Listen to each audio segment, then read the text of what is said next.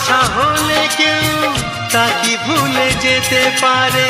যে ছবি হৃদয়ে আঁকে তা কি মুছে যেতে পারে?